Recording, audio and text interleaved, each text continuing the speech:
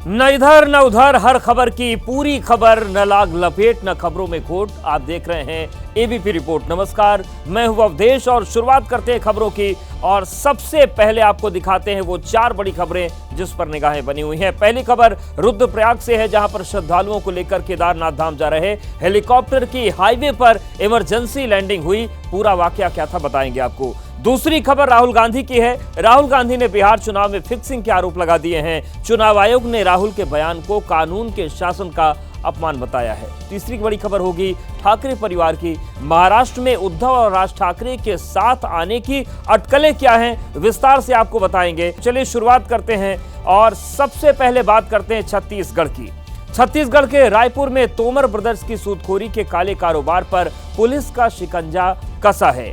Police ने 2 भाइयों को पकड़ने गई थी और वो दोनों तो भाग गए, लेकिन उनके घर पर जो संपत्ति मिली है उसकी चर्चा पूरे रायपुर में हो रही है, क्योंकि रुपये पैसे के अलावा जो कुछ मिला है और जो कुछ भी दोनों भाइयों के बारे में पता चला है वो बेहद हैरान करने वाला है। लोग पूछ रहे हैं कि आखिर अंडे वाला अंडरवर्ल्ड वाली स्थिति में कैसे पहुंच गया। कभी अंडे का ठेला लगाने वालों के घर से ये सब कुछ बरामद हुआ है। टेबल पर रखे ये सोने के गहने, ये हथियार, ये नोटों की गड्डियां, लैपटॉप और तमाम फोन, ये सब कुछ रायपुर के तोमर ब्रदर्स वीरेंद्र रोहित तोमर के इस आलीशान घर से बरामद हुए हैं। इतना ही नहीं, तमाम जमीनों के पेपर और दूसरे अहम दस्तावेज भी बरामद हुए हैं। स्टाम्प पेपर, लैपटॉप, आईपैड, जमीनों के दस्तावेज, कर्ज के हिसाब के रजिस्टर और इसके अतिरिक्त एक 3 गाड़ियां एवं अन्य सामग्री उसके घर से जब्त किया गया था। दोनों पर शिकंजा इतनी आसानी से नहीं कसता, लेकिन कुछ दिन पहले रोहित तोमर ने रायपुर के एक प्रॉपर्टी डीलर के साथ मारपीट की थी, जिसकी शिकायत पर पुलिस तोमर ब्रदर्स को पकड़ने पहुंची थी। तो चलिए अब आपको बताते हैं विस्तार से पूरी कहानी क्या है। कभी अंडे का ठेला लगाने वाले और ऑटोज में घूमने वाले तोमर ब्रदर्स वीरेंद्र और रोहित के पास इतनी संपत्ति कहां से आई? कैसे कुछ ही वर्षों में 2 भाइयों ने बिना किसी पुख्ता कारोबार के करोड़ों रुपए की कोठी बना ली, जो रईसों की महफिल में भी जाते थे तो खास बन जाते थे। जब पुलिस ने शिकंजा कसा तो ऐसी बातें पता चली, ऐसी परतें खुली जिसके बारे में सुनने वाला हैरान रह जाता है। शरीर पर दर्जनों तोला सोना, रसूख ऐसा मानो कहीं के राजा महाराजा हो। 5000 स्क्वायर फीट में बनी करोड़ों रुपए की आलीशान कोठी, घर में 37 लाख रुपए कैश, 70 से 80 लाख रुपए के जेवर, फॉर्च्यूनर मर्सिडीज से लेकर महंगी महंगी गाड़ियां, आखिर कहां से आया? पता चला दोनों भाई ज्वेलरी कारोबारियों से लेकर सट्टाबाजों को 10% ब्याज पर पैसे देते थे और फिर 10 गुना अधिक तक ब्याज वसूलते थे। पैसा देने के एवज में महंगे मकान, घर, दुकान, गाड़ियां गिरवी रखवा लेते थे। लेकिन जब लोग ज्यादा पैसे नहीं देते थे तो उन्हें डरा धमकाकर उनकी प्रॉपर्टी और दूसरे सामान अपने नाम करा लेते थे। अब आपको विस्तार से बताते हैं कि आखिर तोमर ब्रदर्स के घर से आखिर क्या क्या बरामद हुआ है। पूरी लिस्ट आपको दिखाते हैं। 37 लाख रुपए से ज्यादा का कैश बरामद किया गया, यानी कि कैश रकम इतनी है। 734 ग्राम सोने के जेवर और 125 ग्राम चांदी बरामद की गई।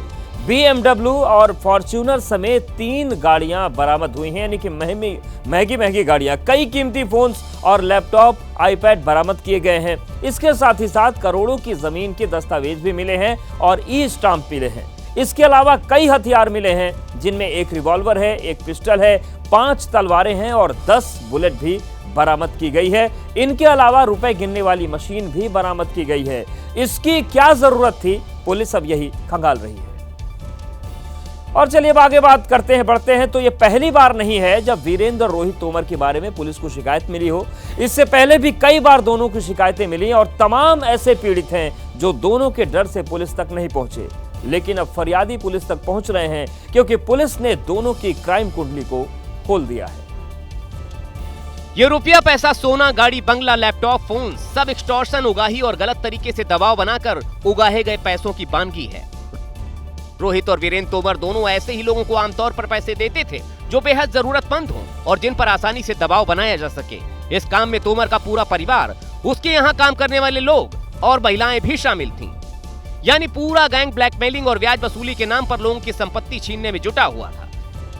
यही नहीं, तोमर ब्रदर्स ने ये सभी महंगी महंगी गाड़ियां लोन पर उठाई, लेकिन कभी किसी की भी एक किस्त नहीं दी। वर्तमान में ये पाया गया कि इनके द्वारा पूरे पारिवारिक सदस्य एवं अन्य जो इनके यहाँ काम करते हैं उन लोगों के द्वारा संगठित होकर के ऐसे संपत्तियों को, ऐसे घरों को या फिर ऐसे इसके ज़मीन की रजिस्ट्री पेपर्स को गहन रखते हुए बलपूर्वक कई गुना ब्याज वसूलते हुए डराया धमकाया जाता था। उनमें BMW के नाम पर लिया गया यूको बैंक से 45 लाख का लोन भी शामिल है। बैंक की लाख कोशिश के बावजूद भी दोनों के रसूख के आगे ना तो किस्त जमा हुई और ना ही गाड़ी वापस हुई, लेकिन अब बैंक ने अपनी गाड़ियां वापस मांगी हैं। उत्तराखंड के रुद्रप्रयाग में एक हेलीकॉप्टर एक छोटी सी दुकान के बाहर खड़ा नजर आया। हाईवे पर एक जनरल मर्चेंट की दुकान के बाहर खड़े इस हेलीकॉप्टर को देखकर एक बार के लिए तो ऐसा लगा मानो हेलीकॉप्टर का पायलट चिप्स लेने के लिए रास्ते में रुका हो। लेकिन इस हादसे के बारे में प्रशासन ने बताया कि उड़ान भरने के साथ ही हेलीकॉप्टर में तकनीकी खराबी आ गई थी, जिसकी वजह से रुद्रप्रयाग में हाईवे पर हेलीकॉप्टर की इमरजेंसी लैंडिंग करानी पड़ी। इमरजेंसी लैंडिंग का एक वीडियो भी सामने आया है, जिसमें छोटी सी दुकान के सामने खड़ा हेलीकॉप्टर कांपता दिखा, उसके पंखे घूम रहे थे। इमरजेंसी लैंडिंग की वजह से हेलीकॉप्टर को काफी नुकसान पहुंचा। उसके पंख टूट गए, जबकि पीछे का हिस्सा एक कार से टकराकर टूट गया। इस घटना में कार को भी नुकसान पहुंचा है। हेलीकॉप्टर की इमरजेंसी लैंडिंग होते ही वहां लोगों की भीड़ जुट गई, जो इस हैरान करने वाले वाकये को देखने पहुंच गए। प्रशासन ने बताया कि helicopter castle aviation private limited का था, जो श्रद्धालुओं को लेकर केदारनाथ धाम जा रहा था। हेलीकॉप्टर में एक पायलट और 5 यात्री सवार थे। सारे यात्री सुरक्षित हैं, जबकि पायलट को हल्की चोटें आई हैं। 5 यात्री थे और एक पायलट था। पायलट को इंजरी हुई है और बाकी जो 5 यात्री उसमें सवार थे वो सभी सुरक्षित हैं। इससे पहले 17 मई को केदारनाथ धाम से कुछ लोगों को ले जा रही एयर एम्बुलेंस हादसे का शिकार हो गई थी। उस हादसे में भी सभी लोग सुरक्षित बचा लिए गए थे। तो केस्टल एविएशन कंपनी का यह हेलीकॉप्टर था और अचानक से इसकी इमरजेंसी लैंडिंग करवानी पड़ी। दरअसल फाटा के आसपास कई एविएशन कंपनी संचालित हो रही हैं, जो फाटा से लेकर केदारनाथ, सिरसी से लेकर केदारनाथ, सोनप्रयाग से लेकर केदारनाथ तक का जो सफर है वो 5 से 6 मिनट में करवाती है। इनकी हाई डिमांड है। लेकिन आज ये उस वक्त की तस्वीर आई और देखिए एक और विजुअल हम आपको दिखा रहे हैं, एक और तस्वीर आपको दिखा रहे हैं कि किस तरीके से ये जो इमरजेंसी लैंडिंग की नौबत आई। आप देखिए जिस वक्त हेलीकॉप्टर ने इमरजेंसी लैंडिंग हाईवे पर की, वहां पर अफरा तफरी का माहौल बन गया और उसके बाद एक झटके के साथ हेलीकॉप्टर उस सड़क पर आकर गिरा। हालांकि जो यात्री 5 थे वो सुरक्षित थे। एबीपी न्यूज़ पर एक्सक्लूसिव और सबसे पहले तस्वीर अब आप वो देख रहे हैं जो अभी सामने है और आप देखिए किस तरीके से एक झटके के साथ ये रोड पर हेलीकॉप्टर लैंड होता है और जो जानकारी मिल रही है 5 यात्री सुरक्षित हैं। पायलट को हल्की फुल्की चोटें आई हैं, लेकिन एक बड़ा हादसा होते होते बच गया, क्योंकि अगर यही लैंडिंग जो है हाईवे पर हुई है, आसपास इतनी गहरी खाई है, अगर ये सड़क के बजाय कहीं और गिरता तो फिर ये जो तस्वीर है हादसे में बदल चुकी होती। लेकिन जो पायलट की जिम्मेदारी थी, सूझबूझ थी, उसकी बहादुरी थी, उसके चलते सभी की जान यहाँ पर बच गई।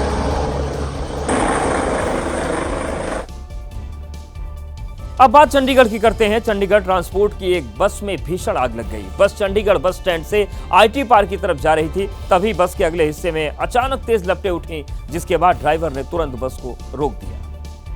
और ड्राइवर ने बस रोकी ही थी कि अचानक आग और भड़क गई। आग ने देखते ही देखते पूरी बस को अपनी चपेट में ले लिया। कुछ ही देर में बस धू धू कर जलने लगी। आग की तेज लपटों से काले धुएं का गुबार उठने लगा, जिसे देखकर लोगों में अफरा तफरी मच गई। बताया जा रहा कि जब बस में आग लगी उस समय 12 यात्री सवार थे, लेकिन समय रहते सबको नीचे उतार लिया गया। इसके बाद पुलिस और फायर ब्रिगेड की टीम मौके पर पहुंच गई और कड़ी मशक्कत के बाद आग पर काबू पाया गया। आपदा में अवसर की एक तस्वीर उत्तर प्रदेश के बागपत जिले से सामने आई, जहां दूध से भरा एक टैंकर पलट गया और इसके बाद बड़ी संख्या में लोग वहां पर पहुंचे और टैंकर्स में बह रहा दूध बाल्टियों में भरने लगे।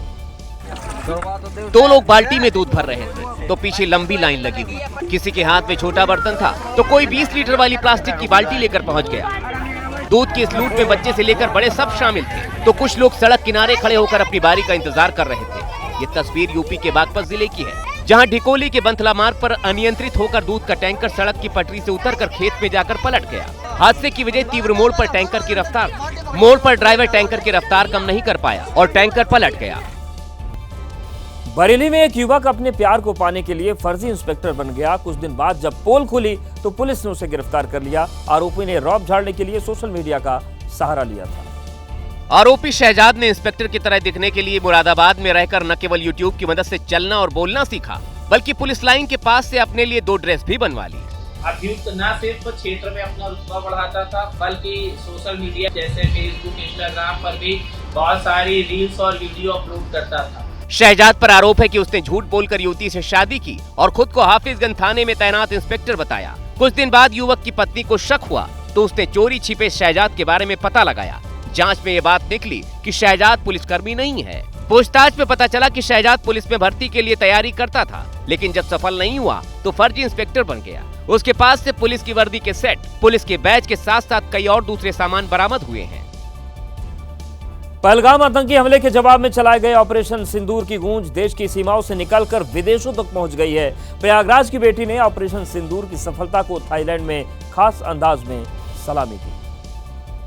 और प्रयागराज की बेटी अनामिका शर्मा ने थाईलैंड के आसमान से 12,000 फीट की ऊंचाई से ऑपरेशन सिंदूर का झंडा लेकर छलांग लगा दी। जो वीडियो सामने आया उसमें प्रयागराज की बेटी अनामिका शर्मा ऑपरेशन सिंदूर का झंडा गर्व से लहराती दिखी। अनामिका शर्मा देश की सबसे कम उम्र की महिला स्काई डाइवर हैं। 10 साल की उम्र में उन्होंने स्काई डाइविंग शुरू की थी और अब तक 300 से ज्यादा बार स्काई डाइविंग कर चुकी हैं।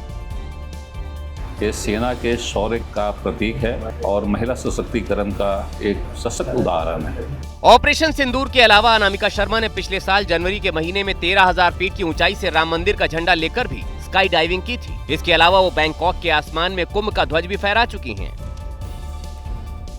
चिनाब नदी पर सबसे अत्याधुनिक ब्रिज बनने के बाद कटरा से श्रीनगर के लिए आज पहली ट्रेन रवाना हुई। कल पीएम मोदी ने वंदे भारत को हरी झंडी दिखाई और सिर्फ 3 घंटे में सफर पूरा किया था।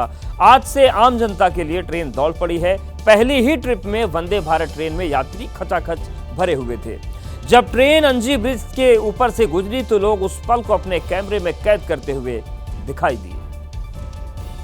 उद्घाटन के बाद इस रूट पर सबसे पहले यात्रा करने के लिए यात्रियों में होड़ मची थी। हम इस समय कटरा स्टेशन पर है और इस ट्रेन में बैठने वाले यात्रियों का नजारा आप देख सकते हैं। प्लेटफॉर्म लगभग भरा हुआ है। इस ट्रेन के शुरू होने से लोग काफी खुश दिखे। यूपी के बुलंदशहर का एक परिवार मोदी और योगी की तस्वीर लेकर पहुंचा था। अब सर, आपको जब पता लगा कि ट्रेन शुरू हो गई? हाँ, मैंने परसों ही करा ली थी। मैं बुलंदशहर का रहने वाला हूँ, यूपी का हूँ। लोग अपनी यात्रा को लेकर काफी उत्साहित दिखे। फर्स्ट टाइम चल रही है, वंदे भारत जा रही है और अपने श्रीनगर में जा रही, तो इससे बड़ी उत्साह क्या होगी। जब ट्रेन कटरा स्टेशन से चली तो वंदे भारत पे सवार यात्रियों ने जयकारा लगाकर स्वागत किया। कटरा से ट्रेन जब श्रीनगर की ओर दौड़ी तो यात्री चिनाब ब्रिज का इंतजार करने लगे। सभी ने अपने मोबाइल के कैमरे ऑन कर लिए और एक एक पल की रिकॉर्डिंग करने लगे। लोगों में गजब का उत्साह था। पहलगाम हमले के बाद जो लोग कश्मीर घाटी जाने से डरने लगे थे वो खुशी खुशी इस ऐतिहासिक पल का गवाह बन रहे थे और एबीपी न्यूज की टीम अद्भुत तस्वीरों को आप तक पहुंचाने के लिए उसे अपने कैमरे में कैद कर रही थी।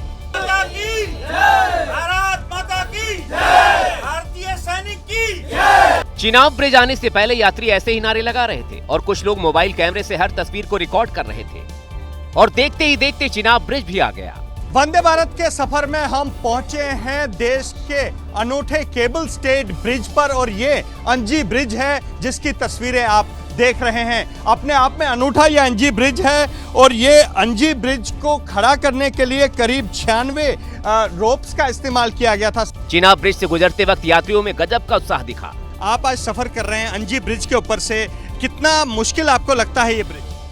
ये अंजी ब्रिज अपने आप में एक इकलौता ऐसा ब्रिज है जो केबल के ऊपर खड़ा हुआ है और इसको बनाने में 25 वर्ष लगे और काफी कठिनाइयों का सामना करना पड़ा। वाराणसी से आया एक परिवार यात्रा के दौरान बेटे के जन्मदिन को मनाते दिखा। चिनाब ब्रिज से गुजरते वक्त केक काटकर 6 साल के बेटे का बर्थडे सेलिब्रेट किया गया। पहलगाम हमले के बाद कश्मीर घाटी में पर्यटकों की सुरक्षा को लेकर उठते सवालों के बीच वंदे भारत ट्रेन श्रीनगर तक शुरू की गई है।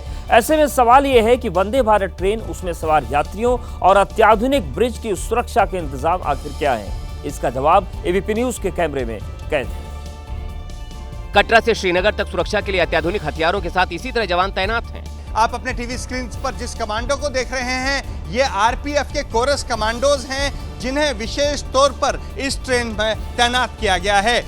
जानकारी के मुताबिक हर डब्बे में, हर कोच में 2 ऐसे कोरस कमांडोज रहेंगे जो हथियारबंद हैं और जो हर आपातकालीन स्थिति से निपटने के लिए पूरी तरह से प्रशिक्षित हैं। ये आतंकियों से भी मुकाबला करने के लिए ट्रेंड हैं। इनकी मौजूदगी श्रीनगर की ट्रेन यात्रा सुरक्षित बनाती है, इसलिए लोग सेना के जयकारे भी लगाते हुए दिखे। भारतीय सैनिक की जय, भारत माता की जय। इन दोनों दुनिया में अमेरिकी राष्ट्रपति डोनाल्ड ट्रंप और उनके खास रहे एलन मस्क के बीच लड़ाई सुर्खियों में है। दोनों इस तरह से खुलकर एक दूसरे के सामने आ जाएंगे, ये किसी को अंदाजा नहीं था। झगड़ा इतना बढ़ गया है कि ट्रंप और मस्क एक दूसरे का नुकसान करने पर उतारू हो गए हैं। दोनों एक एक दूसरे को ठिकाने लगाने के रास्ते पर चल पड़े हैं। लड़ाई दुनिया के सबसे ताकतवर राष्ट्रपति और सबसे अमीर कारोबारी के बीच है, जिन्हें राष्ट्रपति चुनाव में जय वीरू कहा जाता था। जनवरी में अपनी विक्ट्री स्पीच में एलन मस्क का ट्रंप ने शुक्रिया अदा किया था। We have a new star. A star is born, Elon. लेकिन जून आते आते दोस्ती में दरार आ गई। जिन मस्क का ट्रंप शुक्रिया अदा करते नहीं थकते थे, उस पर एहसान गिनाने लगे। I'm very disappointed in Elon. I've helped Elon a lot. दोस्ती में दरार बढ़ी तो ट्रंप के बयान के फौरन बाद एलन मस्क अपने सोशल मीडिया प्लेटफॉर्म एक्स पर नजर आए। लिख दिया, मेरे बिना ट्रंप चुनाव हार जाते, डेमोक्रेट्स अमेरिका की संसद को कंट्रोल कर रही होती। दोनों की दोस्ती टूटने के पीछे टैक्स से जुड़े नए बिल को बताया जा रहा है, जिसे लेकर ट्रंप और मस्क की कहासुनी हुई और मस्क ने ट्रंप सरकार से इस्तीफा दे दिया। इस दोस्ती के टूटने का खामियाजा सबसे पहले एलन मस्क को ही उठाना पड़ा। ट्रंप से उलझना एलन मस्क को भारी पड़ गया। एक ही दिन में यानी कि 5 जून को डूब गए अरबों रुपए। मस्क की कंपनी टेस्ला के शेयर करीब 15% गिर गए।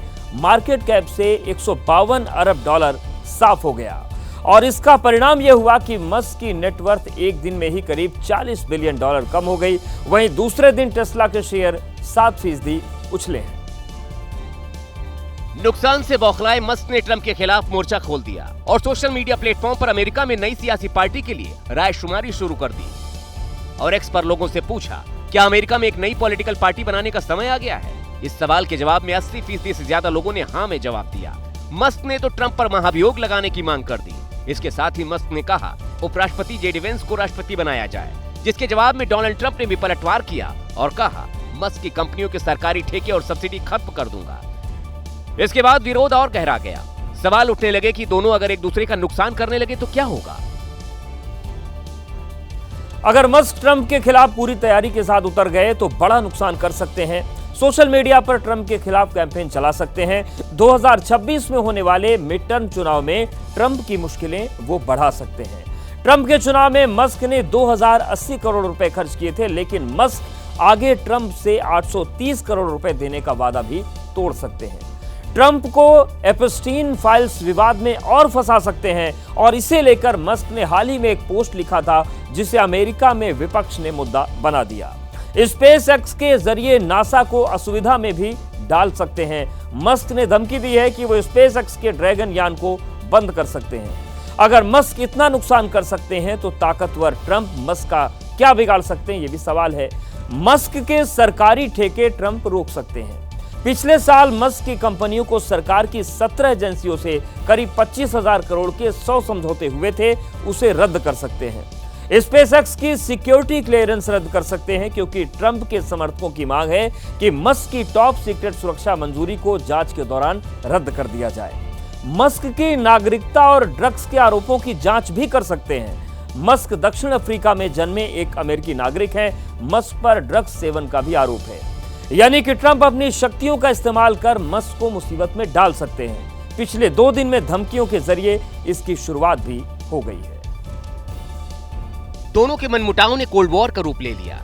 Look, Elon and I had a great relationship. I don't know if we're well anymore. अब जब संबंध बिगड़ ही गए तो ट्रंप ने एलन मस्क को बड़ी चोट देने की चेतावनी दी। सोशल मीडिया पर लिखा, कम बजट करने का सबसे आसान तरीका यही है कि मैं एलन मस्क की सरकारी सब्सिडी और कॉन्ट्रैक्ट रद्द कर दूं। मैं हमेशा सोचता था बाइडेन ने ऐसा क्यों नहीं किया। कॉन्ट्रैक्ट खत्म करने की धमकी मिली तो एलन मस्क ने भी ट्रंप के बयान के ऊपर लिखा, मेरे कॉन्ट्रैक्ट रद्द करने के राष्ट्रपति के बयान के जवाब में स्पेसएक्स अपने ड्रैगन अंतरिक्ष यान को तुरंत बंद करना शुरू कर देगा। दुनिया की सबसे बड़ी प्राइवेट स्पेस कंपनी का अमेरिका से मोह भंग हुआ तो इससे सुपर पावर को नुकसान जरूर होगा। और अब कुछ दिन पहले सोशल मीडिया पर इजहार मोहब्बत की वजह से चर्चा में आए तेज प्रताप यादव की बात करते हैं। तेज प्रताप यादव के नए ट्वीट ने बिहार में अटकलों का बाजार गर्म कर दिया है। तेज प्रताप यादव ने 2 तस्वीरों के साथ सत्य की विजय का संदेश दिया है। एक्स पर पोस्ट की गई तस्वीरों में तेज प्रताप यादव एक टिन शेड के नीचे 15-20 लोगों के बीच किसी लीडर की तरह बैठे दिख रहे हैं, जिससे ये चर्चा तेज हो गई है। क्या तेज प्रताप यादव ने बिहार की राजनीति में अपने लिए नई राह तलाशने की शुरुआत कर दी है? इस सवाल को तेज प्रताप यादव के सत्य वाले संदेश से और ज्यादा हवा मिल रही है, जिसमें तेज प्रताप यादव ने लिखा, हमें सदैव सत्य के मार्ग पर चलना चाहिए। सत्य का मार्ग कठिन अवश्य है, पर विजय सदा सत्य के मार्ग पर चलने वाले व्यक्ति की ही होती है। राजा हरिश्चंद्र ने सत्य के मार्ग पर चलते हुए अपनी खोई हुई प्रतिष्ठा दोबारा प्राप्त की। पांडवों ने सत्य के मार्ग पर चलते हुए कौरवों को युद्ध में हराया था। ये पोस्ट ऐसे वक्त में आई है जब हाजीपुर में तेजस्वी यादव के काफिले को एक ट्रक ने टक्कर मार दी। हादसे में ड्राइवर और एक पुलिसकर्मी घायल हो गया। हालांकि तेज प्रताप यादव ने इस पर कोई टिप्पणी नहीं की। महाराष्ट्र में एक पोस्टर ने सियासी हलचल बढ़ा दी है। सामना में छपी उद्धव और राज ठाकरे की कई साल पुरानी तस्वीर के बाद अब कयास लगाए जा रहे हैं कि दोनों भाई जल्द एक मंच पर साथ आ सकते हैं। उद्धव गुट के शिवसेना नेता भी इस बात का संकेत दे रहे हैं कि ठाकरे ब्रदर्स जल्द एक साथ होंगे। शिवसेना के मुखपत्र सामना में छपी इस तस्वीर को लेकर गठबंधन के कयास लगाए जा रहे हैं। इस फोटो के साथ सामना ने लिखा है, महाराष्ट्र के मन में जो है वो होगा। इस तस्वीर पर पत्रकारों ने जब संजय राउत से गठबंधन होने की संभावना पर सवाल पूछा तो उन्होंने कहा, आ जाएंगे ना, आप एक डेट फिक्स कर लीजिए, आप सब मिलकर एक डेट फिक्स कर लीजिए, हमें डेट दे दीजिए, ये डेट हम दोनों को दे दें। एबीपी न्यूज से बातचीत में संजय राउत ने साफ किया कि ये गठबंधन हो जाएगा। दोनों तरफ से अच्छी भावनाएं भी है, सम्मान भी है और प्यार भी। इसका रूपांतर गठबंधन में कब हो जाएगा, हो जाएगा। दोनों भाइयों में फिर से गठबंधन की चर्चा के बीच एक और पोस्टर सामने आया। कार्यकर्ताओं ने पोस्टर के जरिए दोनों भाई को एक साथ आने की अपील की। बाला साहेब की तस्वीर के साथ मराठी जनता की मांग का हवाला दिया गया है। वहीं सुप्रिया सुले सामना में दोनों भाइयों की पुरानी तस्वीर छपने को अच्छा संकेत बता रही है। मुंबई के कई इलाकों में दोनों भाइयों के पोस्टर ऐसे ही लगाए गए हैं। गिरगांव में लगे बैनर के जरिए राज ठाकरे और उद्धव ठाकरे को एक साथ आने के लिए कहा गया है। इस पोस्टर में बाला साहेब ठाकरे को भी दिखाया गया है। इस बैनर पे लिखा गया है कि 8 करोड़ मराठी जनता के लिए आप दोनों एक साथ आने की हम जो है वो प्रतीक्षा कर रहे हैं। इससे पहले कल शिवसेना यूबीटी के प्रमुख उद्धव ठाकरे ने गठबंधन को लेकर सकारात्मक संदेश दिए थे। माझ्याकडे शिवसैनिकांच्या मनात कुठेही संभ्रम नाही आणि जे काही त्यांचे सुद्धा सैनिक एकमेकांच्या आमच्या संपर्कात आहेत। उम्मीद जताई जा रही कि अगले पालिका चुनाव से पहले दोनों साथ आ सकते हैं। Well, I welcome the decision. They are a family and Balasaheb Thakre's huge legacy. Maharashtra के पिपरी चिचवड़ में अचानक मौसम बदला और कुछ ही देर में आसमान में ऐसी आफत बरसी कि चारों तरफ पानी का सैलाब दिखाई देने लगा। देखते ही देखते शहर की सड़कों ने नदी का रूप ले लिया। बस स्टैंड के पास की ये तस्वीर देखिए। सड़क किनारे खड़ी एक स्कूटी बारिश के पानी में डूब गई, जबकि साइकिल का सिर्फ हैंडल ही दिख रहा है। यहाँ तक कि बस स्टैंड पर लगी सीटें भी पानी में समा गईं। मुसीबत की इस बारिश के बीच कई कार पानी के बीच में बंद हो गईं। घुटनों तक भरे इस पानी के बीच में कुछ लोग अपने वाहनों को धक्का देकर गुजरते दिखाई दिए। तेज हवाओं के साथ हुई इस बारिश ने पिंपरी चिंचवाड़ की सूरत को बिगाड़ कर रख दिया।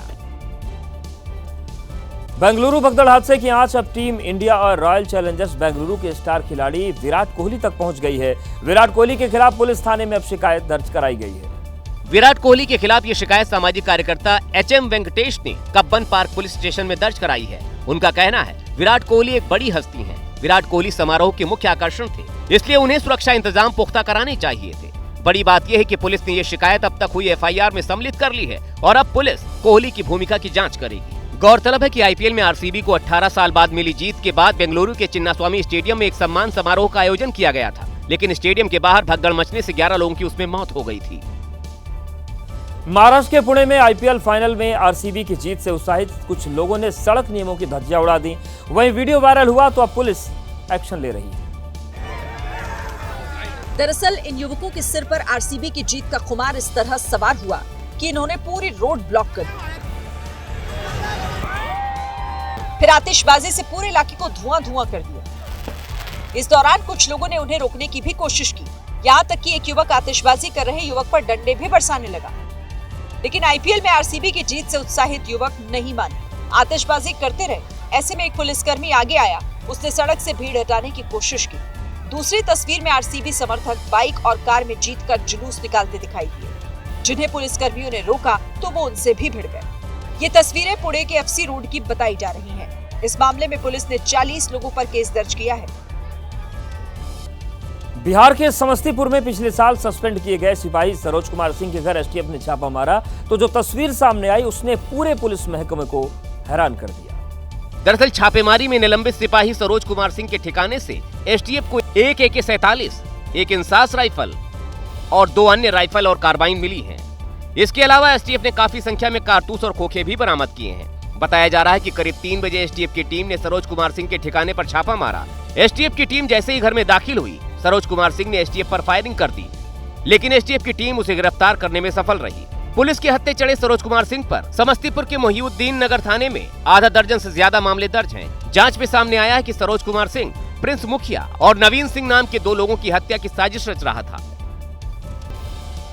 वृंदावन में बंदर 20 लाख की ज्वेलरी वाला बैग छीनकर भाग गया। ये खबर जब लोगों तक पहुंची तो उसके बाद शुरू हुई बंदर की तलाश, लेकिन उसके बाद बंदर ने जो किया उसने बैग मालिक की सांसें फुला दी। बांकी बिहारी मंदिर के बाहर बंदर ने श्रद्धालु से उसका बैग छीन लिया और लेकर भाग गया। इस पर श्रद्धालु ने सभी से बंदर को पकड़ने की गुजारिश की। उसने बताया कि बैग में 20 लाख रुपए की ज्वेलरी रखी है। उसके बाद बंदर को पकड़ने की कोशिश शुरू हुई। अपने ज्वेलरी बैग के छीनने से परेशान अभिषेक अग्रवाल ने पुलिस से मदद मांगी। करीब 8 घंटे तक बंदर ने सबको दौड़ाया। थक हार कर आखिरकार एक झाड़ी में ज्वेलरी बैग छोड़कर बंदर भाग गया। पुलिस जो चौकी इंचार्ज हमारे बाकी बिहारी के और जो उनकी टीम है उनके द्वारा इसमें काफी प्रयास किया गया और झाड़ियों के बीच से ले जाकर उनका पर्स बरामद करके जो श्रद्धालु आए थे उनको सुपुर्द किया गया, जिसे जब खोला गया तो उस पर रखी पूरी हीरो जड़ित ज्वेलरी सही सलामत मिली। मथुरा में बंदरों की ऐसी हरकतें आम बात है। कांग्रेस नेता राहुल गांधी मोदी सरकार पर लगातार हमलावर हैं। राहुल गांधी ने प्रधानमंत्री नरेंद्र मोदी पर एमएमएस वाला प्रहार किया है, जिससे बिहार चुनाव से पहले बड़ा सियासी बवाल छिड़ गया है। बिहार के गया दौरे पर राहुल गांधी ने महिलाओं से संवाद किया। राहुल ने सोशल मीडिया पर इस बात का एक हिस्सा डाला और लिखा, एक एमएमएस थे डॉक्टर मनमोहन सिंह, जिनके नेतृत्व में यूपीए ने मनरेगा दिया, जिसने करोड़ों गरीबों को रोजगार और सम्मान दिया। और दूसरा एमएमएस है मोदी मॉनिटरिंग सिस्टम, जो गरीब मजदूरों और बहनों से उनका मेहनताना तक छीन रहा है। ये सिर्फ शोषण नहीं, अपमान है। राहुल की एमएमएस परिभाषा में एक तरफ मनमोहन सिंह के काम की तारीफ है और दूसरी तरफ नरेंद्र मोदी के काम पर सवाल। मनरेगा में 2015 से मैं काम करती हूँ। सबसे कितने दिन काम करती हैं साल में? साल में हम लोग को बहुत संघर्ष करने के बाद लगभग 15 से 20 दिन के काम मिलता है। हाँ, लेकिन सरकार तो वादा किया है कि 100 दिन का, साल में 100 दिन का नहीं मिल पाता है। राहुल गांधी ने माई बहन योजना का ऐलान किया और बिहार में सरकार बनने पर महिलाओं को हर महीने 2500 रुपए देने का वादा किया। यही नहीं, राहुल ने बीजेपी और नीतीश पर बिहार को देश की क्राइम कैपिटल बनाने का आरोप भी लगाया। उत्तराखंड की राजधानी देहरादून में तब हड़कंप मच गया जब अचानक 8 से 10 गाड़ियों की आपस में टक्कर हो गई। चश्मदीदों की माने तो किसी गाड़ी का टायर फट गया था और इसकी वजह से यह हादसा हुआ। देहरादून हरिद्वार नेशनल हाईवे पर भगदड़ जैसे हालात देखने को मिले, जहां अचानक ही कई गाड़ियों के आपस में टक्कर हो गई। हादसे में 8 से 10 गाड़ियों को नुकसान पहुंचा है। वहीं तस्वीरें खुद बता रही हैं कि यह हादसा कितना भयावह था। हादसा देहरादून की छिद्दरवाला रेड लाइट के पास हुआ। चश्मदीदों की माने तो रेड लाइट पर गाड़ियां खड़ी थी, लेकिन तभी अचानक कई गाड़ियों की आपस में टक्कर हो गई। इससे मौके पर अफरा तफरी मच गई। गाड़ी से पीछे बड़ी जोर से धक्का लगा, बस अब क्या बताऊं क्या हुआ है। बस आँख देखा तो पीछे सारा ये हो रखा था, गाड़ियां टकरी आपस में, किसी का शायद कुछ पीछे टायर टूर फटा है, कुछ फटा है कुछ। हादसे की वजह से रेड लाइट पर लंबा जाम लग गया, जहां पर गाड़ियों की लंबी कतार देखने को मिली। मौके जब पुलिस पहुंची तब जाकर जाम खुलवाया जा सका। तो ये थी आज की एबीपी रिपोर्ट। कल भी जारी रहेगी खबरों की खोज। एबीपी न्यूज पर लगातार खबरों का सिलसिला जारी है।